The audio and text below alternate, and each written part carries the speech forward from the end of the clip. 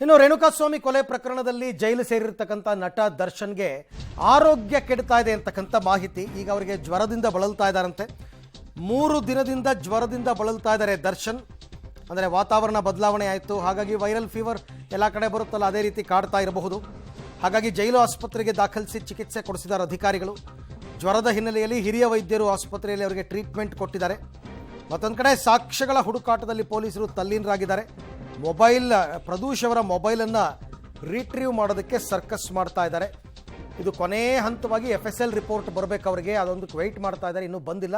So over all developments Darshan ವಿಚಾರದಲ್ಲಿ ಏನಾಗಿದೆ ನೋಡೋಣ ಬನ್ನಿ. ಡಿ ಗ್ಯಾಂಗ್ಗೆ ಕಾನೂನಿನ ಕುಣಿಕೆ ಮತ್ತಷ್ಟು ಬಿಗಿ. RR ನಗರದ ವಿನಯ್ ಶೆಡ್ನಲ್ಲಿ ರೇಣುಕಾಸ್ವಾಮಿಯ ಮೇಲೆ ದರ್ಶನ್ ಹಲ್ಲೆ ನಡೆಸುವ ವಿಡಿಯೋವನ್ನ ಪ್ರದೂಷ್ ತನ್ನ ಐಫೋನ್ ನಲ್ಲಿ ಸೆರೆ ಹಿಡಿದು ಡಿಲೀಟ್ ಮಾಡಿದ್ದ. 3 ಸೆಕೆಂಡ್ಗಳ ಆ ವಿಡಿಯೋ ರಿಟ್ರೀವ್ಗೆ ಕಾಮಾಕ್ಷಿಪಾಳ್ಯ ಪೊಲೀಸರು CID ಮೊರೆ ಹೋಗಿದ್ರು. ಪ್ರದೂಷ್ನ ಮೊಬೈಲ್ ರೀಸೆಂಟ್ ಅಪ್ಡೇಟೆಡ್ ಮೊಬೈಲ್ ಆಗಿದ್ದು ಪೊಲೀಸರು ಹರಸಾಹಸ ಪಡ್ತಾ ಇದ್ದಾರೆ. ವಿಡಿಯೋ ರಿಟ್ರೀವ್ ಸಾಫ್ಟ್ವೇರ್ ಖರೀದಿಗೆ 5 ಕೋಟಿ ಬೇಕಂತೆ. ಹೈದರಾಬಾದ್ ಅಥವಾ ಅಹಮದಾಬಾದ್ನ FSLಗೆ ಕಳುಹಿಸಿದ್ರೆ 3 ಲಕ್ಷ ಫೀಸ್ ಕೊಡಬೇಕು. ಸಮಯ ಕೂಡ ಬೇಕಾಗುತ್ತೆ ಅಂತ ಪೊಲೀಸರು ಯೋಚಿಸ್ತಾ ಇದ್ದಾರೆ. ತರುಣ್ ಸುಧೀರ್ ಮದುವೆಗೂ ಬರೋದಿಲ್ಲ ದರ್ಶನ್. ಜೈಲಲ್ಲಿ ದರ್ಶನ್ ಭೇಟಿಯಾಗಿದ್ದ ತರುಣ್ ಸುಧೀರ್ ಮದುವೆ ದಿನಾಂಕ ಮುಂದೆ ಹಾಕುವುದಾಗಿ ಹೇಳಿದ್ರಂತೆ. ಯಾವುದೇ ಕಾರಣಕ್ಕೂ ಕೂಡ ಮದುವೆ ಡೇಟ್ ಮುಂದೆ ಹಾಕಬಾರದು, ನಿಗದಿತ ದಿನಾಂಕದಂದೇ ಮದುವೆ ನಡೀಬೇಕು. ಮುಂದೊಂದು ದಿನ ಬರೋದಾಗಿ ದರ್ಶನ್ ತರುಣ್ ಬಳಿ ಹೇಳಿದ್ದಾರೆ. ಆಗಸ್ಟ್ 10 ಮತ್ತು 11ರಂದು ತರುಣ್ ಮದುವೆಯ ದಿನಾಂಕ ಫಿಕ್ಸ್ ಆಗಿದೆ. ಜೈಲಿನಲ್ಲಿರುವ ದರ್ಶನ್ ಬರೋದು ಅಸಾಧ್ಯವಾಗಿದೆ. ಯಾಕಂದ್ರೆ ಚಾರ್ಜ್ ಶೀಟ್ ಸಲ್ಲಿಕೆ ಆಗದ ಕಾರಣ ದರ್ಶನ್ ಜಾಮೀನಿಗೆ ಅರ್ಜಿ ಸಲ್ಲಿಸಿಲ್ಲ. ಚಾರ್ಜ್ ಶೀಟ್ ಅನ್ನ ಆಗಸ್ಟ್ ಅಂತ್ಯಕ್ಕೆ ಸಲ್ಲಿಕೆ ಮಾಡಬಹುದು. ಹೀಗಾಗಿ ಅಲ್ಲಿಯವರೆಗೂ ಬೇಲ್ ಆಗೋದಿಲ್ಲ. ದರ್ಶನ್ ವಿಚಾರಣಾಧೀನ ಕೈದಿಯಾದ ಹಿನ್ನೆಲೆಯಲ್ಲಿ ಪೆರೋಲ್ ಕೂಡ ಸಿಗೋದಿಲ್ಲ. ಹೀಗಾಗಿ ದರ್ಶನ್ಗೆ ಮದುವೆ ಅಟೆಂಡ್ ಆಗೋದಕ್ಕೆ ಯಾವುದೇ ಸ್ಪೆಷಲ್ ಪರ್ಮಿಷನ್ ಕೂಡ ಸಿಗೋದಿಲ್ಲವಾದ್ರಿಂದ ತರುಣ್ ಮದುವೆಗೆ ಬರಲು ಅವಕಾಶ ಇಲ್ಲದಂತಾಗಿದೆ. ಇನ್ನು ಕೊಲೆ ಪ್ರಕರಣ ಬೆಳಕಿಗೆ ಬಂದ 9ನೇ ತಾರೀಖಿನಂದೇ ಕಾರ್ ಜಾಡು ಹಿಡಿದು ಪೊಲೀಸರು ಪಟ್ಟಣಗೆರೆಯ ಶೆಡ್ ತಲುಪಿದ್ರು. ಸುಮನಹಳ್ಳಿಯ ರಾಜಕಾಲುವೆ ಬಳಿ CCTV ಪರಿಶೀಲನೆ ವೇಳೆ ರೆಡ್ ಕಲರ್ ಜೀಪ್ ಓಡಾಡಿರೋದು ಕಂಡುಬಂದಿತ್ತು.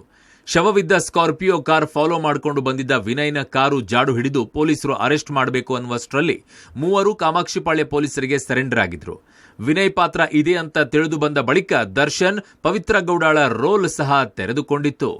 10 ಕೆಜಿ ತೂಕ ಕಳೆದುಕೊಂಡ ದರ್ಶನ್. ರೇಣುಕಾಸ್ವಾಮಿ ಮರ್ಡರ್ ಮಿಸ್ಟ್ರಿ ಬಗೆದಷ್ಟು ಕುತೂಹಲ ಹೆಚ್ಚಿಸ್ತಾ ಇದೆ. ಪೊಲೀಸರ ತನಿಖೆಯಲ್ಲಿ ಹೊಸ ಸೀಕ್ರೆಟ್ ರಿವೀಲ್ ಆಗ್ತಾ ಇವೆ. ಕೊಲೆ ಪ್ರಕರಣದಲ್ಲಿ ಪರಪ್ಪನ ಅಗ್ರಹಾರ ಪಾಲಾಗಿ ಬರೋಬ್ಬರಿ 1 ತಿಂಗಳಾಯಿತು. ಸದ್ಯಕ್ಕೆ ಜಾಮೀನು ಸಿಗುವ ಯಾವ ಲಕ್ಷಣವೂ ಕಾಣಿಸ್ತಾ ಇಲ್ಲ. ಜೈಲಿನಲ್ಲಿ ಸಾಕಷ್ಟು ಕುಗ್ಗಿ ಹೋಗಿ ಜರ್ಜರಿತಗೊಂಡಿದ್ದಾರೆ.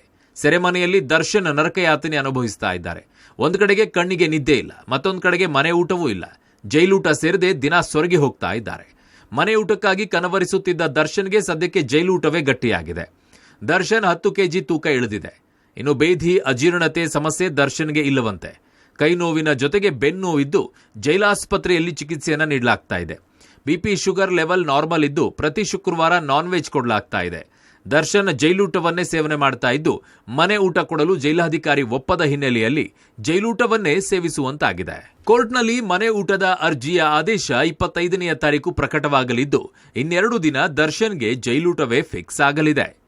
Narasimhamurthy, Gavinagamangala, crime bureau, public TV, Bengaluru.